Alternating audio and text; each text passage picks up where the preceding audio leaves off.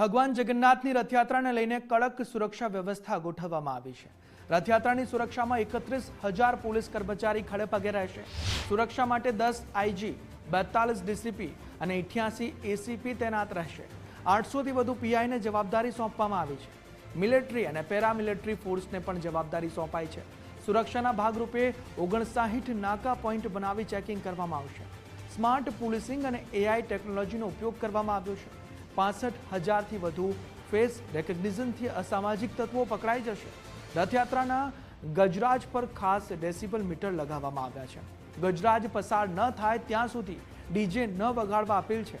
સુરક્ષા પર નજર રાખવા 100 થી વધુ ડ્રોનથી સર્વેલન્સ કરવામાં આવશે। રથયાત્રાના રૂટ પર 3300 જેટલા સીસીટીવી કેમેરા લગાવવામાં આવ્યા છે।